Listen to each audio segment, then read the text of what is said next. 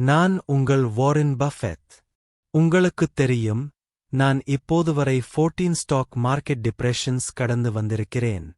அவற்றில் சில 11வது ஸ்ட்ராட்டஜி. இது நான் அதிகம் பேசாத ஒன்று, ஆனால் அது முக்கியமானது. வெளியேறும் உத்தியைக் கொண்டிருக்க வேண்டும். ஆனால் பெரும்பாலான மக்கள் நினைக்கும் வகை அல்ல.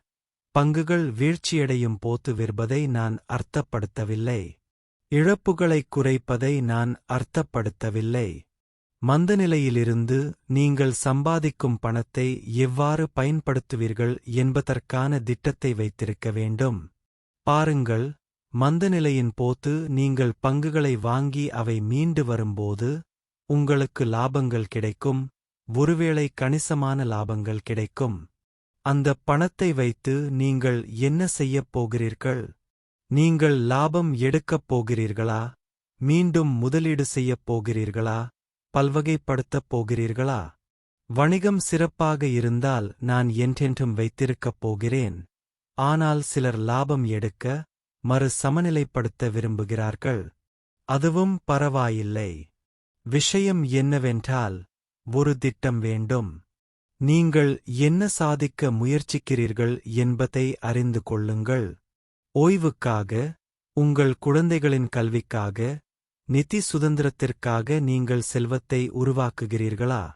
அது எதுவாக இருந்தாலும், அது உங்கள் முடிவுகளை வழிநடத்தட்டும். ஏனென்றால் ஒரு இலக்கு இல்லாமல் முதலீடு செய்வது வெறும் சூதாட்டம். நீங்கள் விளையாடுகிறீர்கள். ஆனால் தெளிவான இலக்குடன், தெளிவான திட்டத்துடன் முதலீடு செய்வது, நீங்கள் உண்மையான செல்வத்தை உருவாக்குவது இதுதான். 12வது ஸ்ட்ராட்டஜி. இது உங்களை ஆச்சரியப்படுத்தக்கூடும். மந்தநிலையை சரியாகக் கணக்கிட முயற்சிக்காதீர்கள்.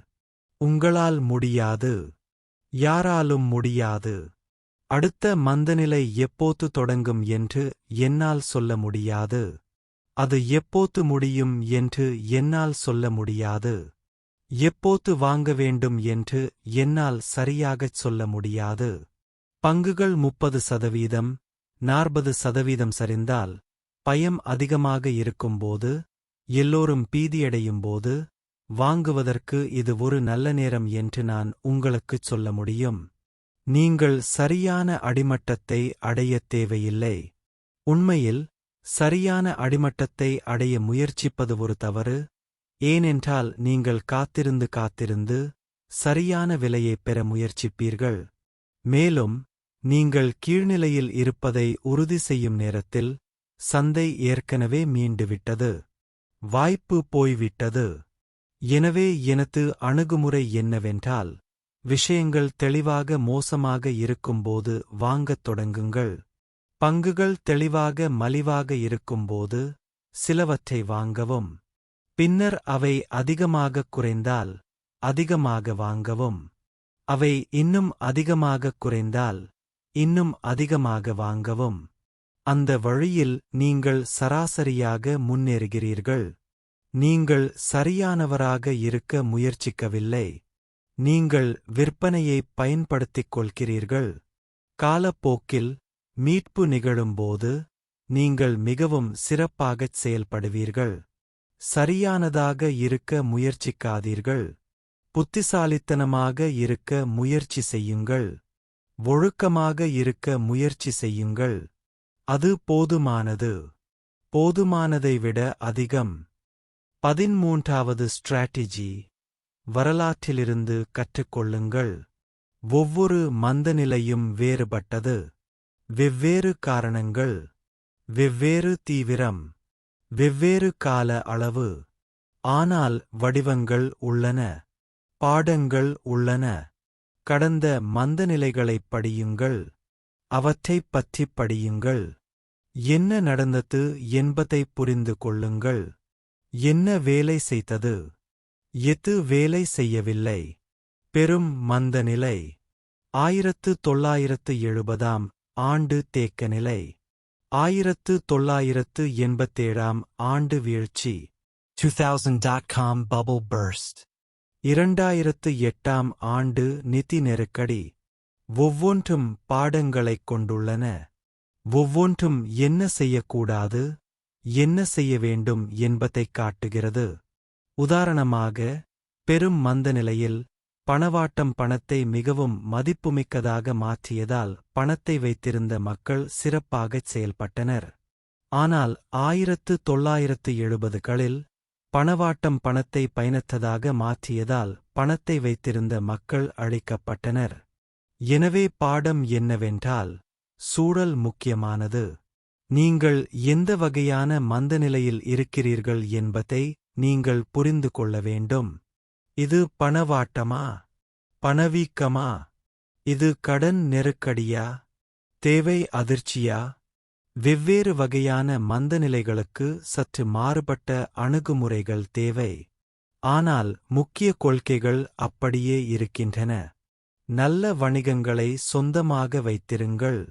மற்றவர்கள் பயப்படும்போது வாங்கவும். நீண்ட காலமாக சிந்தியுங்கள். ஒழுக்கமாக இருங்கள். ஒவ்வொரு மந்தநிலையிலும் அந்தக் கொள்கைகள் செயல்படுகின்றன. எனவே வரலாற்றைப் படியுங்கள். அதிலிருந்து கற்றுக்கொள்ளுங்கள். கடந்த கால தவறுகளை மீண்டும் செய்யாதீர்கள். 14வது ஸ்ட்ராட்டஜி. இது மிகவும் முக்கியமானது. நேரம் வரும்போது செயல்பட தைரியம் வேண்டும். இங்குதான் பெரும்பாலான மக்கள் தோல்வியடைகிறார்கள். அவர்களிடம் அறிவு இருக்கிறது. அவர்களிடம் உத்தி இருக்கிறது. அவர்களிடம் பணம் இருக்கிறது. ஆனால் மந்தநிலை ஏற்படும்போது, பங்குகள் வீழ்ச்சியடையும் போது, எல்லோரும் பயப்படும்போது, அவர்கள் உறைந்து போகிறார்கள். அவர்களால் தூண்டுதலை இழுக்க முடியாது. அது தவறாக உணரப்படுவதால் அவர்களால் வாங்கத் துணிய முடியாது. அது பயமாக இருக்கிறது. விழும் கத்தியைப் பிடிப்பது போல் உணர்கிறது. ஆனால் நீங்கள் செயல்பட வேண்டிய நேரம் அதுதான். உங்கள் பயத்தை வென்று உங்கள் திட்டத்தை செயல்படுத்த வேண்டிய நேரம் அதுதான். அதைச் செய்வதற்கான ஒரே வழி, நான் கண்டறிந்த ஒரே வழி, முன்கூட்டியே மனதளவில் தயாராக இருப்பதுதான். அதைக் காட்சிப்படுத்துங்கள். மந்தநிலை நடப்பதை கற்பனை செய்து பாருங்கள். பங்குகள் வீழ்ச்சியடைவதை கற்பனை செய்து பாருங்கள். பயத்தை கற்பனை செய்து பாருங்கள். நீங்கள் அமைதியாக இருப்பதை கற்பனை செய்து பாருங்கள். உங்கள் திட்டத்தைப் பின்பற்றுங்கள். மற்றவர்கள் விற்கும்போது வாங்குங்கள். அதை உங்கள் மனதில் மீண்டும் மீண்டும் பயிற்சி செய்யுங்கள். எனவே அது உண்மையில் நடக்கும்போது, அது புதியதல்ல, அது அதிர்ச்சியளிப்பதில்லை. நீங்கள் ஏற்கனவே உங்கள் மனதில் இருந்திருக்கிறீர்கள். நீங்கள் என்ன செய்யப் போகிறீர்கள் என்பது உங்களுக்கு ஏற்கனவே தெரியும். அதுதான் மனரீதியான தயாரிப்பு. தைரியத்தை வளர்ப்பது அப்படித்தான். மந்தநிலையின் போது பணக்காரர்களாகும் மக்களுக்கும் அது நடப்பதைப் பார்த்துக் கொண்டிருப்பவர்களுக்கும் உள்ள வித்தியாசம் தைரியம். 15வது ஸ்ட்ராட்டஜி மற்றும் இறுதி பகுதி, பொறுமையாக இருங்கள். இது பெரும்பாலான மக்களுக்கு கடினமான பகுதியாகும். ஏனென்றால் பொறுமை, அது உற்சாகமானது அல்ல, இது வியத்தகு அல்ல, ஆனால் முதலீட்டில் இது எல்லாமே. குறிப்பாக மந்தநிலையின் போது ஸ்டாக் மார்க்கெட் கிராஷ். நீங்கள் பங்குகளை வாங்கும்போது பாருங்கள். அவை நேராக மேலே செல்வதில்லை. அவை குதித்து எழுகின்றன. அவை மேலே செல்வதற்கு முன்பு மேலும் கீழே செல்லக்கூடும். அது உங்கள் பொறுமையை சோதிக்கிறது. அது உங்கள் மன உறுதியை சோதிக்கிறது.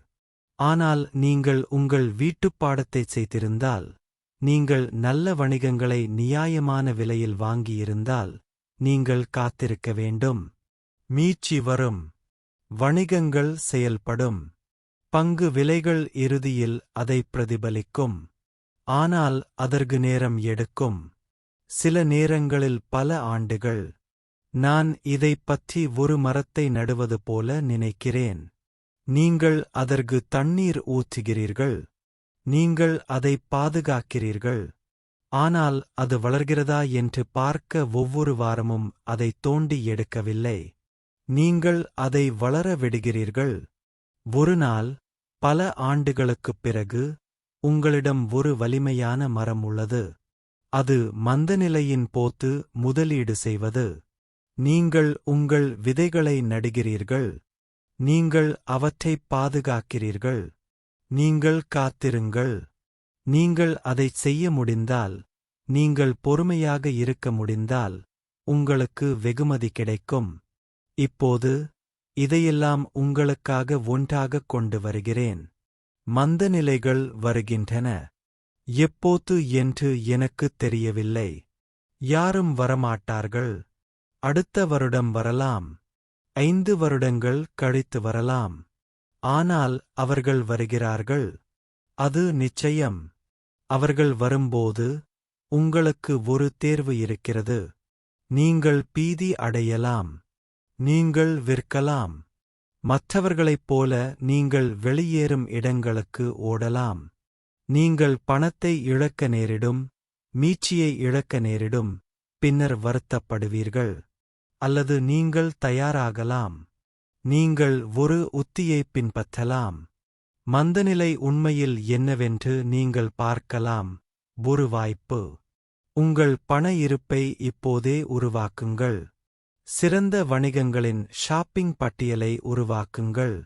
மனதளவில் உங்களை தயார்படுத்துங்கள். அந்நியச் செலாவணியைத் தவிர்க்கவும். நீண்ட காலமாக சிந்தியுங்கள். அந்த விஷயங்களைச் செய்யுங்கள். அடுத்த மந்தநிலை வரும்போது, நீங்கள் தயாராக இருப்பீர்கள். உங்களுக்குத் தெரியும், எனக்கு இப்போது 95 வயது. நான் இன்னும் பல மந்தநிலைகளுக்குச் செல்ல மாட்டேன். ஆனால் நீங்கள் வருவீர்கள். உங்களுக்கு முன்னால் பல டெக்கேட்ஸ் உள்ளன. பல டெக்கேட் கால சுழற்சிகள். பல டெக்கேட் கால வாய்ப்புகள். நான் உண்மையிலேயே நம்புகிறேன். உங்கள் பங்குச் சந்தை முதலீடுகளில் அனைவருக்கும் பெரும் வெற்றி கிடைக்க வாழ்த்துகிறேன்.